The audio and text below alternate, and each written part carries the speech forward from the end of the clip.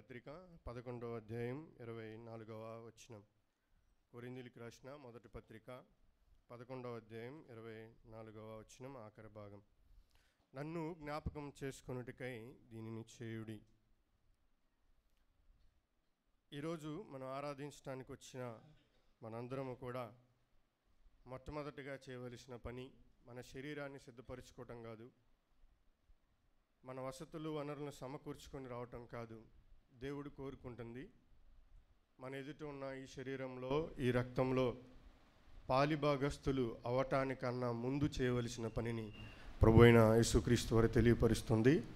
నన్ను జ్ఞాపకం చేసుకొనుటకై దీనిని చేయుడి. మొదటగా ఆయనను జ్ఞాపకం చేసుకోవాలని ప్రభువైన యేసుక్రీస్తు వారు మన గురించి ఆశపడతా ఉన్నారు. ఏ విధంగా ఆయన మనం జ్ఞాపకం చేసుకోవాలి? కేవలం ఈ శరీరం సాదృశ్యమైన రొట్టిగానో, కేవలం ఆయన యొక్క రక్తమును గురించి మాత్రమే సాదృశ్యంగా ఉన్న ఈ రసపాత్ర గురించి మాత్రమే కాకుండా, దానికి ముందున్న ఆయన స్థితి, దానికి ముందున్న ఆయన స్థానం, దానికి ముందున్న మన స్థితిని, దీనికి ముందు జరిగిన మన జీవితమును జ్ఞాపకం చేసుకోమని దేవుడు మనల్ని కోరుతా ఉన్నారని నేను ఆలోచన చేసుకున్నాను.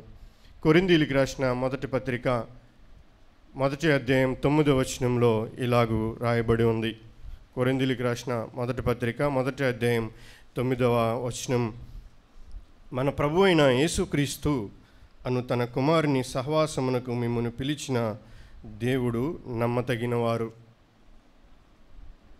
మనల్ని పిలిచిన దేవుడు నమ్మతగినవాడు. మొదటగా మనం జ్ఞాపకం చేసుకోవాల్సింది, మనల్ని పిలిచిన దేవుడు.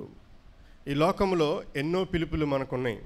ఎంతోమంది మనల్ని పిలుస్తారు, మనము ఎంతోమందిని పిలుస్తాం.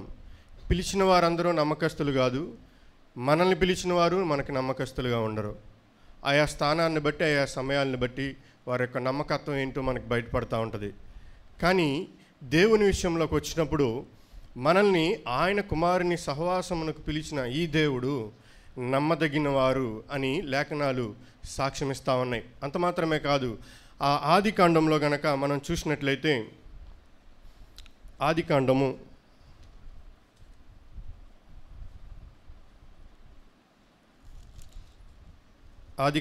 9వ అధ్యాయంలో మనం చూసినట్లయితే 2వ వచనం, మీ భయమును మీ బెదురును అడవి జంతువులన్నిటికీ, ఆకాశ పక్షులన్నిటికీ, నేల మీద ప్రాకు ప్రతి పురుగుకును, సముద్రపు చేపలన్నిటికీ కలుగును, అవి మీ చేతికి అప్పగింపబడి ఉన్నవి. ఇక్కడ దేవుని యొక్క నమ్మకత్వాన్ని మనం చూస్తే, మన బెదురు ఈ సృష్టిలో వాటన్నిటికీ కూడా దేవుడు అనుగ్రహించున్నారు. 500 కేజీల గేదె 60 కేజీల మనిషికి మాటకు లోబడుతుంది. దానికి కారణం నమ్మదగిన దేవుని యొక్క ఆజ్ఞ. ఆ యొక్క నమ్మకత్వం ఎంత గొప్ప నమ్మకస్తుడో దేవుడు మనకి ఈ విషయాల్లో తెలియపరుస్తూ ఉన్నది. సృష్టిలో ఉన్న యావత్తు జంతువులకి మన బెదురు, కుక్కకి మనం అంటే భయం, గేదెకి మనం అంటే భయం. అవన్నీ మనకు లోబడ్డానికి గల కారణం ఏంటంటే, నమ్మదగిన దేవుడు సృష్టిని ఆరంభించిన దినాల్లో ఈ సృష్టికి ఆజ్ఞాపించినది, నా పోలికలో నా రూపంలో చేయబడిన నా యొక్క వారసులకు మీరు లోబడాలి, మీ బెదురు వారికుండును అనేది దేవుడు ఆజ్ఞాపించినటువంటి ఆ ఆజ్ఞ నేటికి నెరవేరుతూ ఉంది, మన జీవితాల్లో నెరవేరుతూ ఉంది. మనం చూస్తూ ఉన్నాం వాటిల్ని. మనం పెంచుకుంటున్న ప్రతిదీ, మనం డబ్బులు పెట్టి కొన్నంత మాత్రాన అది మనకు లోబడాలని, మన భయం దానికి ఉండాలని ఏమాత్రం రూల్ లేదు. కానీ దేవుడు నమ్మదగిన వారు గనుక, ఆయన మాట నమ్మదగినది గనుక ఈ సృష్టిలో ఉన్న ప్రతి జీవి మనకి భయపడతా ఉంది. అంత మాత్రమే కాదు, ఇది మనం అన్ని ఎరిగిన విషయాల్లోనే కొన్ని మాటలు నేను జ్ఞాపకం చేస్తూ ఉన్నాను. కొన్ని ఆదికాండం మొదటి అధ్యాయంలోకి వెళ్ళి ఆఖరి భాగాల్లో చూస్తే, ప్రతి కూర మొక్క, ప్రతి ఈ పచ్చని ఆకుకూరలన్నీ కూడా మనకు ఆహారం అగును. నేటి వరకు కూడా అదే ఆహారాన్ని, అలాంటి ఆహారాన్ని మనం భుజిస్తూ ఉన్నాం. ఆహార విషయంలో నమ్మదగిన దేవుడిగా ఉన్నాడు ఆయన. అంత మాత్రమే కాదు, మరొక మనం కొన్ని మాటలు కనుక మనం ఆలోచన చేసినట్లయితే, పిలిచిన దేవుడు ఆయన నమ్మకస్తుడు. మొదటి మాట, మన పిలిచిన దేవుడు నమ్మకస్తుడు. ఎంత అంటే ఎంతైనా నమ్మకస్తుడు. రెండో మాట చూస్తే, మన పిలిచిన దేవుడు ఐశ్వర్యవంతుడు. మన పిలిచిన దేవుడు ఐశ్వర్యవంతుడు. ఆయన ఐశ్వర్యాన్ని మనం వారలుగా అక్కడక్కడ కొన్ని మాటలు మనం అందరూ ఎరిగిన వారమే కాబట్టి కొన్ని మాటలు మనం ఆలోచిస్తూ ఉన్నాం. ఫిలిప్పీలకు రాసిన పత్రిక చదవవసరం లేదు. 4:19 మనం చూస్తే, ఆయన దేవుడు ఆయన కృపా మహదేశ్వర్యం బట్టి ప్రభు అయిన యేసుక్రీస్తులో మన ప్రతి అవసరమును తీర్చే దేవుడిగా ఉన్నాడు. ఆయన ఐశ్వర్యం ఎలాంటిదంటే, ఆయన ఐశ్వర్యం ఏమేమి ఉన్నాయి మొదటగా చూస్తే, ఐశ్వర్యవంతుడంటే ఈ లోక సంబంధమైన ధన బలమో లేకపోతే మన సిరి సంపదలను బట్టి ఆయన ఐశ్వర్యవంతుడు కాదు. ఆయన ఐశ్వర్యం మొదటిది ప్రేమ, ఆయన ఐశ్వర్యం మొదటి మహిమ, ఆయన ఐశ్వర్యంగా మనం ఇంకోటిగా కొలత కొలుచుకుంటే ఆయన ఐశ్వర్యము ఆయన రక్తము. గడిచిన ఈ భూమి మీద ఉండి ఆయన వైపు తిరిగి క్షమించమని ఆయన అడిగిన ప్రతి ఒక్కరి అనేక పాపములను క్షమించడానికి ఆయన ప్రేమ విస్తారమైనది. ఇంతమంది క్షమించబడుతున్న ఆయన ప్రేమ కొద్దిగా కూడా తరిగిపోలేదు. ఇంతమంది అనేక పాపములను కడగటానికి ఆయన రక్తము బహు విస్తారమైనది. ఆ రక్తము కొంచెము కూడా తగ్గిపోలేదు. కోట్లాది మంది ఇప్పటికీ ఆయన రక్తంలో కడగబడుతున్న ఆయన రక్తం యొక్క ఐశ్వర్యం తగ్గిపోలేదు. ఆయన మహిమ యుగ యుగాలకు పెరుగుతుందే తప్ప ఇంతమంది జనాంగం ఆయనను ఆరాధించడాన్ని బట్టి ఆయన యొక్క మహిమను పెరుగుతుందే తప్ప ఆయన మహిమ తరిగిపోలేదు. ఐశ్వర్యవంతుడిలో నమ్మకస్తుడైన దేవుడు మన ప్రతి అవసరమును, ఎంతమంది ఎన్ని అవసరాల కొరకు ఉదయం లేచిన మొదలు ప్రభునామంలో ఆయన ప్రార్థిస్తూ అడుగుతూ ఉన్నామో వాటన్నిటిని దయచేస్తున్న దేవుడు. ఒక పాపానికే ఆయన యొక్క రక్తము సరిపోయే విధంగా లేదు. ఒక పాపమును క్షమించడానికే ఆయన ప్రేమను సరిపోయేదిగా లేదు. ఆయన ప్రేమ విస్తారమైనది. ఐశ్వర్యవంతుడైన, తరిగిపోయినటువంటి ప్రేమ, తరిగిపోయినటువంటి మహిమ, తరిగిపోయినటువంటి రక్త ప్రభావము కలిగిన ఐశ్వర్యవంతునిగా దేవుని మనం చూడగలుగుతూ ఉన్నాం. మరొక మాట మనం ఆలోచన చేస్తే, మన పిలిచిన దేవుడు బలపరాక్రమము కలిగిన దేవుడు, బలవంతుడు. నాటి ఇశ్రాయేలు జనాంగం గూర్చి నుంచి మనం ఆలోచన చేసినట్లయితే, ఎర్ర సముద్రాన్ని తన నోటి మాట చేత తూర్పు గాలి విసురుటను బట్టి పాయలుగా చేసి సముద్రాన్ని ఎండిపోయేలా చేసి దాటించినటువంటి దేవుడు. యోర్దాను నదిని సైతం ఎండిపోయే పాయిగా చేసి దాటించినటువంటి దేవుడు. నాటి ఐగుప్తి అనుభవాలు మనలో ఎన్నున్నాయో, ఎన్ని శ్రమల గుండా దాటించి మనల్ని నడిపిస్తూ ఉన్నాడు. మన శక్తిని బట్టా, మన బలాన్ని బట్టా. ఎన్ని అనారోగ్య సమస్యలకి ఆయన బలవంతుడిగా ఉన్నాడు. బలహీనమైన ప్రతిసారి మనం ఏ బలాన్ని పట్టుకొని మనం బలపరచబడతా ఉన్నాం. ఆయన బలవంతుడిగా, నమ్మకస్తుడిగా ఉన్నాడు. మనం పిలిచిన దేవుడు నమ్మతగిన వారు. సృష్టి సాక్ష్యం ఇస్తుంది. మనతో కలిసి జీవనం సాగిస్తున్న జంతువులు సాక్ష్యం ఇస్తూ ఉన్నాయి. 19 కీర్తనలో చూసినట్లయితే ఆకాశం ఆయన మహిమను వివరించుచున్నది, అంతరిక్షము ఆయన యొక్క చేతి పనిని తెలియపరుస్తుంది, పగటికి పగలు ఆయన గురించి బోధ చేయుచున్నది. అంత గొప్ప దేవుడు నమ్మదగిన వారుగా ఉండి మనల్ని పిలుస్తూ ఉన్నారు. అలాంటి పిలుపు మనకున్నది. ఈ పిలుపు విషయమైన మనం ఆలోచన చేస్తే, పిలిచిన దేవుడు నమ్మదగిన వారు. పిలిచిన దేవుని యొక్క నమ్మకత్వం ఎలా ఉందో మనం చూసాం. పిలిచిన దేవుడు నమ్మదగినవాడు, పిలిచిన దేవుడు ఐశ్వర్యవంతుడు, పిలిచిన దేవుడు బలపరాక్రమం కలిగిన దేవుడు. ఎందుకు పిలిచారంటే, ఇప్పుడు చదివిన మాటే, ఆయన కుమారునితో సహవాసమునకు పిలిచిన దేవుడు. పూర్వం మనతో ఎవరితో సహవాసం? మనం పాపముతో సహవాసం, పాపమును దాస్యపు కింద ఉన్నటువంటి సహవాసం, బానిసపు సహవాసం మంది.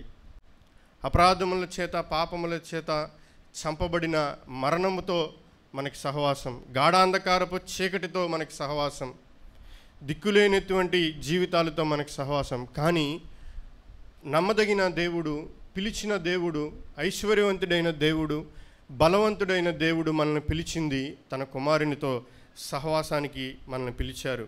అంత మాత్రమే కాదు, ఆయన పిలుపు మరలా మనం చూస్తే ఆయన ప్రజలుగా ఉండటానికి కొరింథీయులకు రాసిన 2 కొరింథీయులకు రాసిన 6:18 మనం చూడొచ్చు.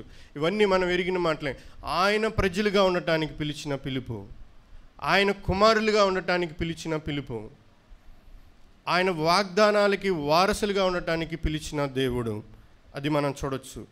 ఇక్కడ మరొక మాట మన దగ్గరికి వచ్చి మనం ఆలోచన చేస్తే, పిలిచిన వారు ఎటువంటి వారు మనం ఆలోచన ఈ మాట చదువుదామండి. పిలిచిన వారు యెషయా గ్రంథము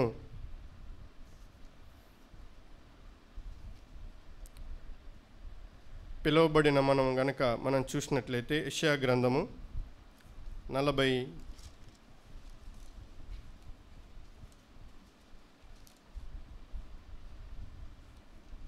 48వ అధ్యాయం 8వ వచనం.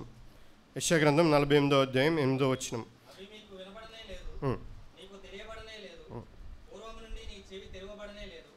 నీవు నమ్మకస్తుడవై నీ తల్లి గర్భమున పుట్టినది మొదలుకొని తిరుగుబాటు చేయువాడవని అనిపించుకుంటువని. చాలండి. పిలువబడిన దేవుడు నమ్మకస్తుడు, పిలువబడిన దేవుడు ఐశ్వర్యవంతుడు, పిలువబడిన దేవుడు బలపరాక్రమం కలిగిన దేవుడు, పిలిచిన పిలుపు ఉన్నతమైనది. తన కుమారునితో సహవాసమునకు, తన ప్రజలుగా ఉండటానికి, తన కుమారులుగా మనం ఉండటానికి, తన వాగ్దానాలకు వారసులుగా ఉండటానికి వచ్చినటువంటి పిలుపు మన కోసం. కానీ మనం ఎటువంటి వారం అనేది ఇక్కడ స్పష్టంగా చూసినట్లయితే అపనమ్మకస్తులుగా ఉన్నవారం, తల్లి గర్భము నుండే తిరుగుబాటు కలిగినటువంటి వారం. అదే వచనాల్లో మనం ఆ పై వచనాల్లో చూడగలిగితే 4వ వచనంలో మూర్ఖపుతనం కలిగిన వారం, మన మెడ ఇనుప నరము వంటిది, మన నుదురు ఎత్తడి వంటిది. శ్రమలు వచ్చినా మనం దేవుని వైపు తిరగని వారం, ఇబ్బందులైనా దేవునికి అవకాశం ఇవ్వని వారం, పాపములతో అపరాధములతో చనిపోవటానికైనా ఇష్టపడుతున్నాం. కానీ పిలిచిన దేవుడు నమ్మకస్తుడని నమ్మకంగా జీవించే విషయంలో మనం ఆ యొక్క నమ్మకత్వాన్ని కోల్పోతున్న పరిస్థితిని మనం చూస్తూ ఉంటాం. తీతుకు రాసిన పత్రిక 3:3లో కూడా మనం చూడొచ్చు. అక్కడ చూసినట్లయితే మోసపోయిన వారం, అనేక పిలుపుల్ని ఈ లోకంలో విని మనం మోసపోయాం. ఈయన నమ్మదగిన వాడని మనం పిలిచిన ప్రతి వారిని నమ్మి మోసపోయాం. ఈయన ఐశ్వర్యవంతుడు, ఈయనైతే నా అవసరతలో నా అక్కరలు వీళ్ళైతే తీర్చగలరని ఆ పిలుపుని ఆ ఐశ్వర్యవంతులని నమ్మి మోసపోయిన వారం. ఈ బలం అయితే మమ్మల్ని రక్షించగలదు, ఈ నాయకుడు మమ్మల్ని రక్షించగలడు, ఈ యొక్క అధికారి మాకు సహాయం చేయగలరు, ఈ రక్త సంబంధికులు మమ్మల్ని బాగుగా నడిపించగలరు, వీరు మాతో ఉన్న స్నేహితులు మమ్మల్ని వాళ్ళ యొక్క ఆధిపత్యం ద్వారా మమ్మల్ని నడిపించగలరు, బలపరచగలరని ఆ బలాన్ని నమ్మి మోసపోయిన వారం. అటువంటి వారిని నమ్మకస్తుడైన దేవుడు పిలిచిన పిలుపు ఆయన కుమారునితో సహవాసం ఉండటానికి మనల్ని పిలిచిన విధంగా మనం చూడొచ్చు. ఐశ్వర్యవంతుడు, ఎన్ని తరాలు ఇప్పటి వరకు ఆయన అడిగి ఆయన దగ్గర నుంచి పొందుకుంటున్నా ఇప్పటికీ అదే ఐశ్వర్యంతో తొలతూగుతున్నటువంటి దేవుడు, అదే బల పరాక్రమం కలిగినటువంటి దేవుడు, ఆయన బలములో కొద్దిగా కూడా తగ్గిపోయినటువంటి దేవుడు. పిలువబడిన మనమైతే అపనమ్మకస్తులం. ఈ వారమంతటిలో మనం ఆయన యొక్క ఆజ్ఞలను గైకొనే విషయంలో, సంఘ క్రమం విషయంలో ఎంత నమ్మకస్తులుగా ఉన్నామో, ఆయన శరీరంలో ఆయన రక్తంలో గడిచిన ప్రభుదినంలో పాలు పంపులు పొందిన మనం ఆ శరీరాన్ని ఆ రక్తాన్ని ఎన్ని మార్లు మనం అవమానపరుస్తూ జీవించామో, ఈ రక్తంలో ఈ శరీరంలో పాలు పంపులు పొందవలసిన వారు బయట ఉంటున్నప్పుడు వారి ఆత్మల విషయంలో భారం విషయంలో ఎంత నమ్మకస్తులుగా మనం కొనసాగున్నామో, ఇది పదే పదే మన మధ్యకు గద్దింపు వస్తున్నా కూడా మనము ఇనుప తీగ వంటి నరము మెడ కలిగిన వారమే, ఎత్తడి నుదుటి వంటి వారమే, కన్నీళ్లు రాని వారం, మూర్ఖపు తనమే, చదువుతున్న వెంటనే ఎరిగిన వారమే. కానీ పిలిచిన దేవుడు నమ్మకస్తుడు, పిలుపు ఉన్నతమైనది, పిలువబడిన వారు అపనమ్మకస్తులు. అంత మాత్రమే కాదు, ఈ పిలుపు కొరకే ప్రభు అయిన యేసుక్రీస్తు వారి కలువరి సిలువలో మన కొరకు మన స్థానంలో ఆయన నిలబడి ఆయన శరీర రక్తములు మన కొరకు అమూల్యమైనటువంటి ఆ విధమైన ఆ శరీరాన్ని బలియాగంగా చేయబడింది. మన అతిక్రమాలను బట్టి ఆయన గాయపరచబడటానికి గల కారణం ఆయన పిలుపును పిలిచినవాడు ఆయనే, దాన్ని గ్రహింపచేయవాడు కూడా ఆయనే. ఈ మాటలు మనం ఆలోచించేద్దాం. నమ్మదగిన వానిగా ఆయన ఉండగా, పిలుపు నమ్మదగినదిగా ఉన్నతమైనదిగా ఉండగా, ఆయన యొక్క ఐశ్వర్యం అంత గొప్పతనంగా ఉండగా, ఆయన ఎంత బలాఢ్యుడో మనం ఎరిగి ఉండగా, ఆ నమ్మకస్తుడికి మనం నమ్మకస్తుడిగా ఉన్నామా? ఆ పిలుపుకి తగినట్లుగా మనం పరిశీలన చేసుకొని నడవగలుగుతున్నామా? ఆయన యొక్క ఐశ్వర్యంలో మనము వర్ధిల్లుతున్నామా? ఇంకనూ దిగంబరత్వంతోనే మనం ఉన్నామా? ఆయన బల పరాక్రమములు ఎరిగిన మనము ఆయన బలాన్ని ఆశ్రయిస్తున్నామా? ఈ లోక సంబంధమైనటువంటి బలాన్ని మనం కోరుకుంటా ఉన్నామా?